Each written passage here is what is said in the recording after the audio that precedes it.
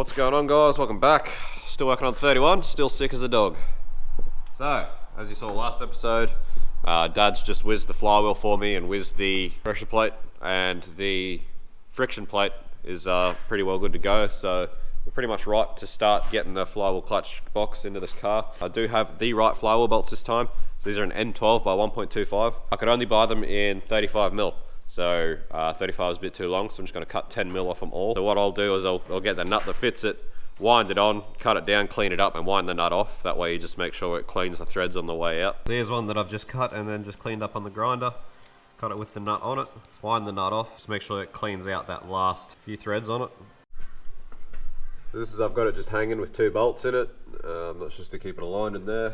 And I'm going to use this Loctite red for the rest of them and put them all in, torque them all down to 80 foot-pounds is what they need to be torqued to, and that'll be the flywheel installed. And we have a flywheel.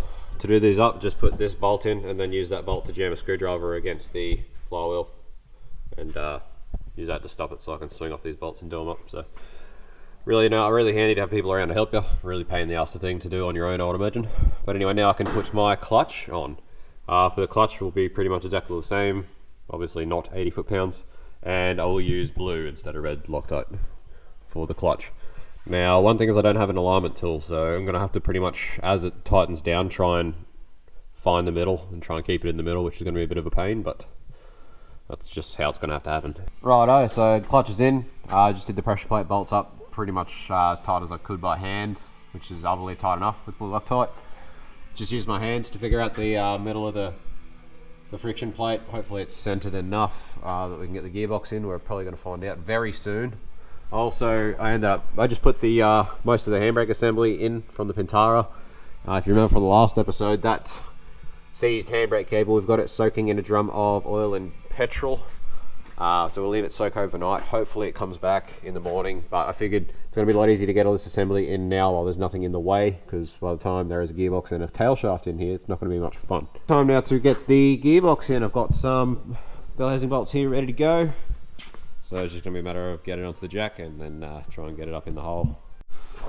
Righto, so box is in. Had to spend a fair bit of time cutting down bolts. That's what happens when you got to just buy bolts and cut them down, I suppose. Didn't put the wings on because it's actually sitting on the steering rack, is in the way, so can't put them on until it's lifted up. So got the box in, got my gearbox mount and cross member on, put this new slave on, and also put the starter on. Bench tested the starter before it went on, so that you know if it doesn't start, you're not chasing issues with that. So it's always a good idea to bench test everything you can before it goes in the car.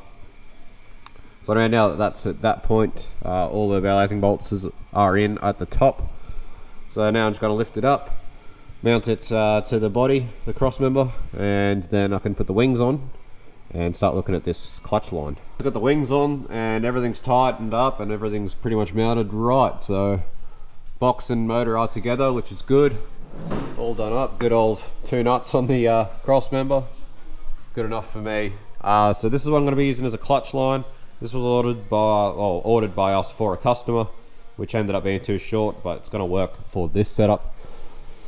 So pretty much, yeah, I'll probably come right angle out of that straight up and then go underneath those heater lines and then into the master up there. So I'll whack this on.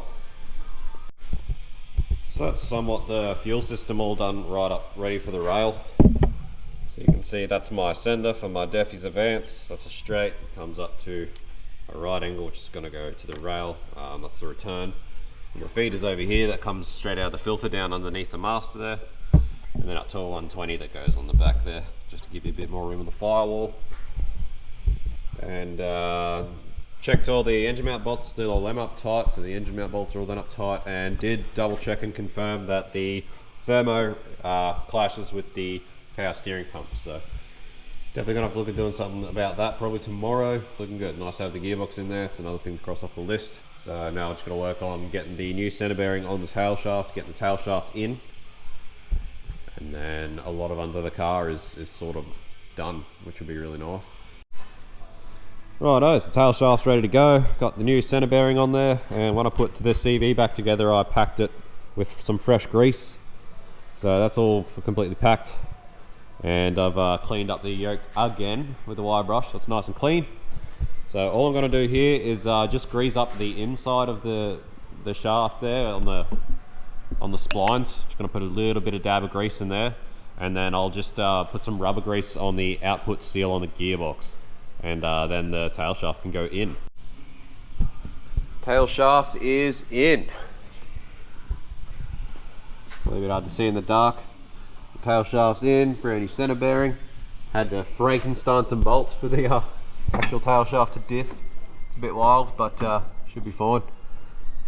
So there, it's really getting there. It's pretty much all the drive line sort of in, which is really, really cool. Motor, box, clutch, flywheel, clutch line sorted, all the foot brakes are sorted. Tail shaft, diff, everything's in. So just got to bleed up that clutch and bleed up the foot brakes, which I'll probably do tomorrow. And yeah, I did say that this weekend my goal was to get it to a point where it was just wiring and exhaust, and we're getting pretty close. We've still got tomorrow to go, so doing pretty well. That fuel system's just about complete. I still haven't got the bottom seals for the injectors, so I can't actually put the injectors and rail on, but it's at the point where it's ready for the rail. Then that's the fuel system done. Got to sort out these thermos, which I'll do in the morning as well. I'll try and sort something out with those, and just got to give it an alignment by eye, really. Things like the hydro and that, I'm not particularly worried about at the moment. They will come, but again, it's one of those things where it's not going to be detrimental to getting the car running. So I just want to focus on what I need to get into the car to get it running, get it driving, so that I can start looking at getting the tune cleaned up, doing that sort of stuff. And you know, I can do things like the hydro and seats and interior and stuff. I can do that while I'm sorting out tune and that. But I really would like to get it tuned. What's today? The 22nd of June. So we've got 1 week left of June. So yeah, I'd like to get it tuned early July. So getting pretty close. So that's what I'm working at. The rest of it can go as it comes, but I really want to have it running and driving and go get it retuned early July. So anyway, that's going to be it for this episode, guys. It's been good progress. I'll see what else I can do in the morning, but this is the progress I've been wanting to make for like the past 2 weeks, which has been like probably the past 6 videos for you guys. But we got there. We're getting there. It's going. Got front calipers as well, so yeah. Pretty happy, pretty stoked. All right. So I'll see you next time. Here you go, guys. Here's just a little end of episode bonus. I gave it just a quick by alignment just to make sure, or just to sort of get the wheels somewhat straight. And both of them were actually towing out a lot. So those TE Lancer rack ends are perfect. So I just gave it a quick line up, and now I'm just messing around with how much lock it's actually got. And it's ridiculous. Like it's pretty incredible setup for what it actually is. So that's what I'm looking at with the TI wheels. It doesn't clash with anything at the back of the wheel on the leading wheel. On the following wheel, it does contact the rack ends are still a little bit loose, but it does contact the caster rod and the sway bar a little bit. At full lock, it's pretty close. Maybe just like a 10mm spacer would help out a fair bit. But the thing is, that's at full lock, both sides. But on the leading wheel, looking at the geometry, it's getting very close to, I suppose, that over zeroing. Plus the actual tie rod end is hitting the control arm there. So that's about as much as you'll ever get with this setup, regardless of what else you do. So all I'll probably do, that's pretty much going to be as much lock as this setup's going to achieve. All I will probably do is just put a little spacer in, just to try and keep it off these two, the sway bar and the caster rod at full lock on the trailing wheel.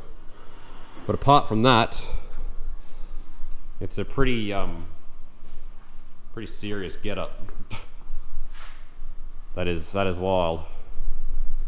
Alright guys, this is where I'm actually going to leave you. Thanks for watching, and I'll catch you next time.